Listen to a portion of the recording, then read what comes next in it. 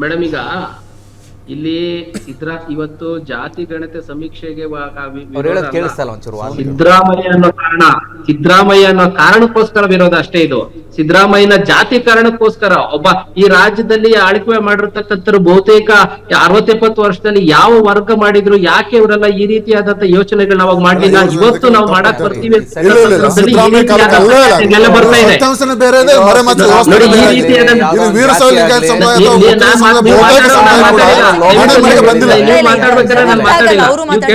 ಬರ್ತಾ ನೋಡಿ, ಈ ರಾಜ್ಯದಲ್ಲಿ ಸಿದ್ದರಾಮಯ್ಯ ಅನ್ನೋ ವ್ಯಕ್ತಿ ಕಾರಣ ಅಷ್ಟೇ, ಆ ವ್ಯಕ್ತಿ ಕಾರಣಕ್ಕೋಸ್ಕರ ಇವತ್ತು ಟೀಕೆಗಳು ನಡೀತಾ ಇರ್ತಕ್ಕಂಥದ್ದು.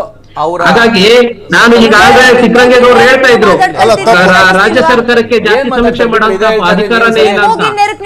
ಬಿಹಾರದಲ್ಲಾಗಿದೆ. ನಾವೆಲ್ಲ ಏನ್ ಸಿದ್ದರಾಮಯ್ಯ ವಿರೋಧಿಸ್ತಾ ಇಲ್ಲ. ಇನ್ನೊಂದು ಹತ್ರ ಸಿದ್ದರಾಮಯ್ಯ ನೀವು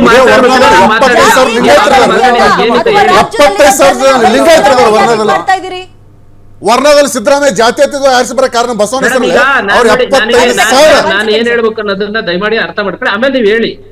ನೋಡಿ, ಈಗ ಆಲ್ರೆಡಿ ಚಿಕ್ಕರಂಗೇಗೌಡರು ಹೇಳ್ತಾ ಇದ್ರು ರಾಜ್ಯ ಸರ್ಕಾರಕ್ಕೆ ಜಾತಿ ಗಣತಿ ಮಾಡುವಂತ ಇದೇ ಇಲ್ಲ ಅಂತ. ಖಂಡಿತ ಒಪ್ಕೊಂತೀನಿ. ಬಿಹಾರದಲ್ಲಿ ಮಾಡಿದ್ದಾರೆ, ಆಂಧ್ರ ಪ್ರದೇಶದಲ್ಲಿ ಮಾಡಿದ್ದಾರೆ, ತೆಲಂಗಾಣದಲ್ಲಿ ಅಲ್ಲೆಲ್ಲ ಯಾರಿಗೂ ಇವ್ರಿಗೆ ಸಮಸ್ಯೆ ಇಲ್ಲ. ಯಾಕಂದ್ರೆ ಅಲ್ಲೆಲ್ಲ ಮುಂದುವರೆದವರು ಮಾಡಿರ್ತಕ್ಕಂಥ ಸಮೀಕ್ಷೆಗಳು. ಆದ್ರೆ ಅದ್ರ ಬಗ್ಗೆ ಅವ್ರಿಗೆ ಯಾರಿಗೂ ಆತಂಕ ಇಲ್ಲ.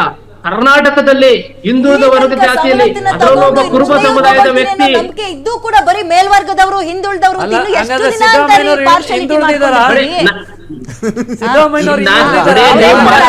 ನಾನು ನೀವು ಮಾತಾಡ್ಬೇಕಾದ್ರೆ ಮಾತಾಡ್ಲಿಲ್ಲ, ದಯವಿಟ್ಟು ಕೇಳಿಸ್ಕೊಳ್ಳಿ, ಆಮೇಲೆ ನೀವು ಮಾತಾಡಿ.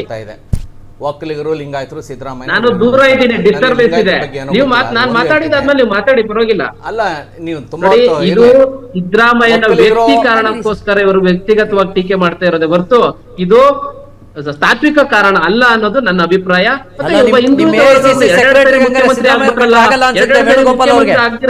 ತಡ್ಕೊಳಕ್ ಆಗ್ತಿರತಕ್ಕಂಥದ್ದು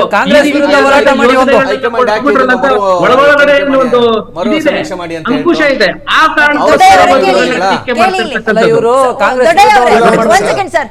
ದೊಡ್ಡಯ್ಯವರ, ನಿಮ್ಮ ಪ್ರಕಾರ ಸಿದ್ದರಾಮಯ್ಯ ಪ್ರಯತ್ನಗಳಾಗ್ತಿದೆ ಅಂತನಾ? ನೋಡಿ, ಖಂಡಿತ ಸತ್ಯ. ಬರೀ ಸಿದ್ದರಾಮಯ್ಯನಲ್ಲ, ಅಖಂಡ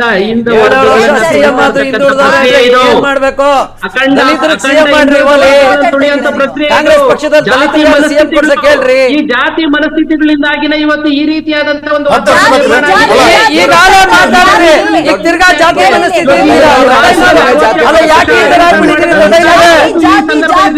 ಇವತ್ತು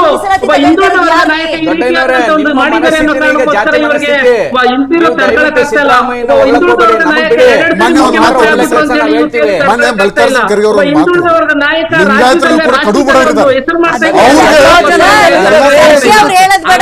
ಅದೇ ಸಮುದಾಯದವಳ ನಾನು ಹೇಳ್ತೀನಿ ಕೇಳಿ.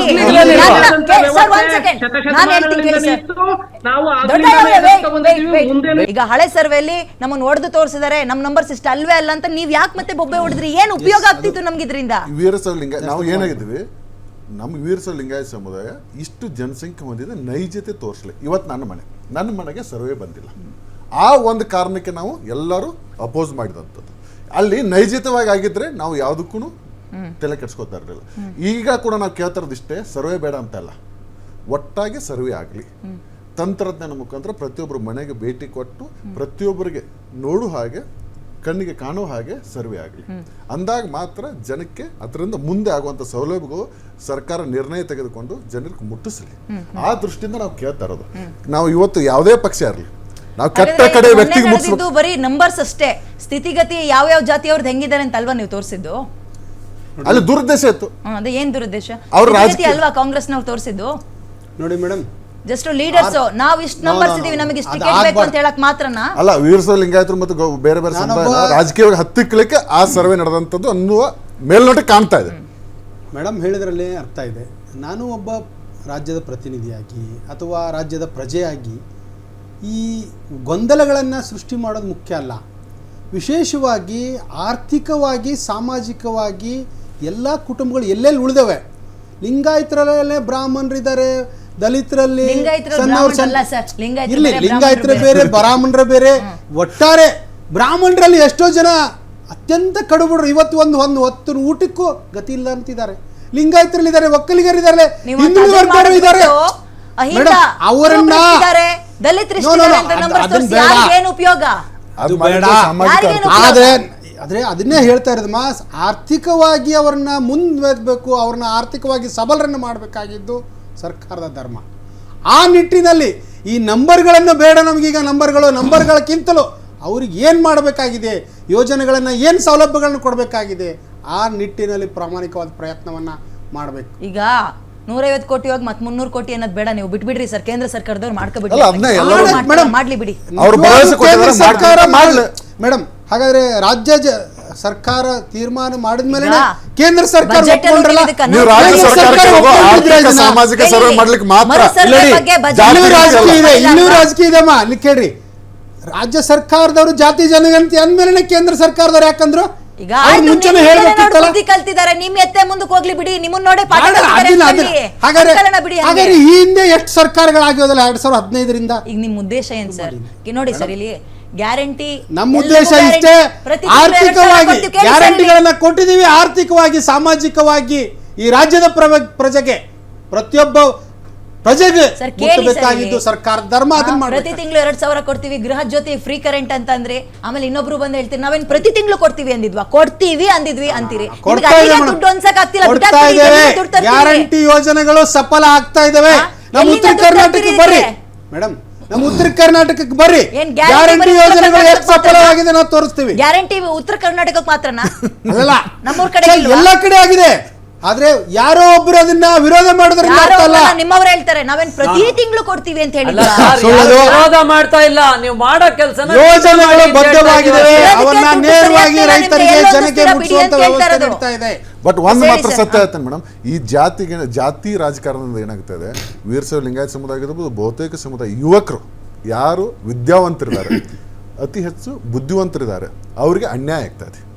ಇದು ಕೂಡ ತುಂಬಾ ದೊಡ್ಡ ಪ್ರಮಾಣದಲ್ಲಿ ಇಡೀ ರಾಜ್ಯಕ್ಕೆ ಪ್ರತಿನಿಧಿಸೋ ನೀವುಗಳು ಇಲ್ಲಿ ತನಕ ಸುಮ್ನೆ ಯಾಕೆ ಸರ್ ಇದು? ನಾವೆಲ್ಲಾನು ಹೋರಾಟ ಮಾಡ್ತಾ ಇರೋದು ಇಷ್ಟೇ, ಇಡೀ ರಾಜ್ಯದಲ್ಲಿ ಆರ್ಥಿಕವಾಗಿ ಹಿಂದುಳಿಲಿಕ್ಕೆ ಕಾರಣ ಕೂಡ ಇದು ಒಂದು ಆಗ್ತಾ ಇದೆ.